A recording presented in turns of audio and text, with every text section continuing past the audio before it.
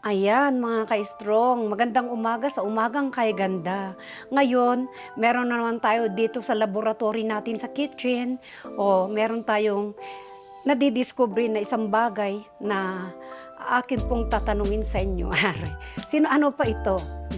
Ito yung blue ternate na tinitikot to. Pero itry kong isinok sa mainit na tubig. Sabi ng anak ko, gagamitin ko itong pinagsukan ko na ilalagay paglulutuhan ng ating rice. Yan. So mamaya na uli, habang nasusok pa siya kasi hindi pa lumabas lahat yung mga essence niya. Ayan po, mga ka-strong uli. Ayan. Kung ganito ang ayos ng kitchen, kagaya ng idea ng anak ko na hindi yung nakasiksik dyan, nakalagay doon sa dirty kitchen. So, at least, umagang kay ganda talaga na ang sarap, ang sarap dito sa, ang sarap mag-laboratory dito sa the light of my life, the kitchen. Ayan, nahugasan na itong mga rice ni Carl. Tapos, parang nasubrahan ata yung tubig, no? Alisin natin yung tubig kasi pag ilalagay ko yan, ayan, para malagay natin yung sinuk kong ternate. Ayan yung nasok na ternate. Ayun, at magkakaroon tayo ng blue rice. Blue rice ngayon. Gamitin natin ang lahat ng ating mga sources na merong mga ganito. Total libre naman. Ilalagay ko yun sa tiko. Ayan. So, ayan na po yung ano natin, oh. Ayan. Oh. Ayan nung try natin.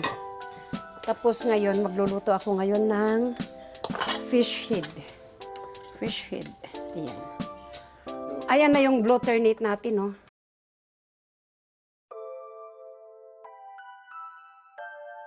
Yan, at tapos, ito na yung, ayan na, lutong igurot. Mga, tawag doon, yung sa Tagalog, tibinalsig. Tinibak na ulo. Tinibak na ulo ng tama na, luto na yan. Ayan, dito sa banda rito nakarating na itong mga vines, so ang dami, oh.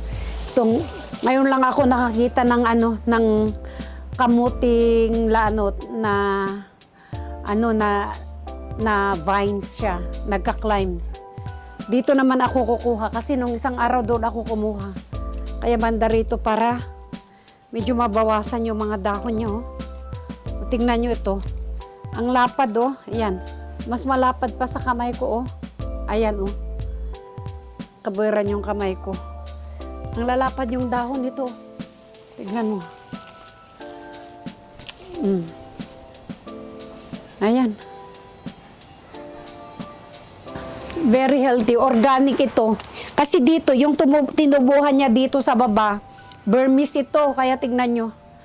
Yan, dito namin tinatapon yung mga nabubulok namin sa baba. Kaya po, Burmese yung laman yan.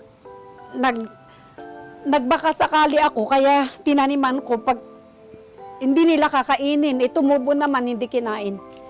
Ayan. Pero grabe ang Burmese dyan, ang dami. Parang pansit. Ang dami ko na pang binigyan ng mga kaibigan ko ng Burmese.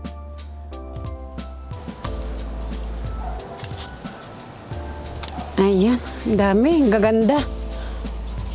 Gustong gusto ko itong dahon niya kasi grabe ang lalaki. Ayan.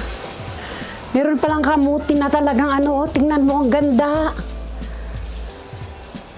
Oh. Halos araw-araw akong kumukuha dito. Pero, ayan. Hindi na uubos yung mga dahon, parang. At saka hindi nakakaumay. Pag ilagay, isahog mo sa karne, isahog mo sa vegetable. kaya i-kuan mo na lang. Isolo mo na lang ng ano, i-fry mo ng ano siya, ng garlic. Bawang. Yun lang. Kunin ko yung ano dito. Iyon, may ano dito anak. Ayan oh. Tignan mo yung ano, yung kalabasa dyan oh. Ayan, ang laki yung kalabasa. Ayan yung kalabasa sa baba. May bunga. Galing dito sa taas na pinagtaniman ko ng mga kamote. Yun din andoon. Pero ito, hindi ko itinanim yung kalabasa. Pinagtapunan namin yung nabubulok. May tumubo. Ayan siya oh. Ayan yung bunga niya, ang laki-laki niya, pero ayaw kong kunin pa kasi wala pa namang kulay na yung light brown saka yellow. Kaya ibig sabihin lalaki pa konti. Sana hindi mahulog para hindi mabitak sa baba. Ang laki oh, ang laki.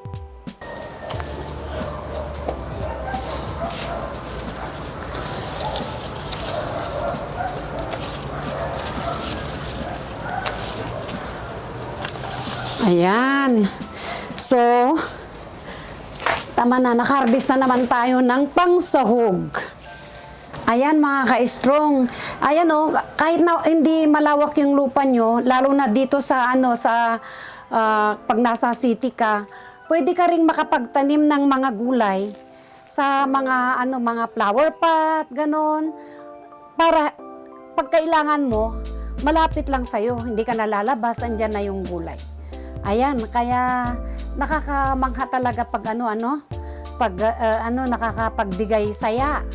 Pag ganitong may halaman ka sa loob ng bahay, hindi kailangan yung malawak na lupa na pupunta ka sa bukid. Kaya sa loob ng bahay mo, mag-discovery kayo ng kung ano ba yung halaman na magta-thrive doon. Kasi marami na akong naitanim dito, hindi ko lang na-i-vlogs. Meron pa ako yung tinawag na bilbilunak, yun na yung itatanim ko uli dito sa bandaron kasi nag-observe ako dito sa loob. Dito, pakita ko. Ayan. Ito actually, may nag-thrive dito kung mapansin nyo yung mga vlogs ko noon, ang daming green dyan. Basta na lang tumubo ito, binalot ko, inano ko siya para i-try ko kung magkakaroon ng ugat. Tapos, yun ang itatanim ko dito sa loob kasama ng mga ganyan, halaman ko na yan. Kaya pinapaugat ko muna. Itatry ko itong bilbilunak, tawag namin dito bilbilunak, kung magta-thrive dito para at least may green dito na makukunan ko ng vegetable. Kasi ang tagal niyang nag-thrive siya dito, kaya sabi ko, ay pwede, nakakapag-thrive pala dito sa loob. At least meron akong bilbilunak uli, aside from kamote, meron akong mapapalago dito na ibang klaseng green leafy vegetables. Ayan, so hindi po kailangan natin ng malawak na lupain. Sabi ko inuulit ko, kung may mga pot tayo, pwede tayong makapagtanim sa loob ng bahay na may konting lightning, ganon. Ayan po, so sa susunod na uli nating episode.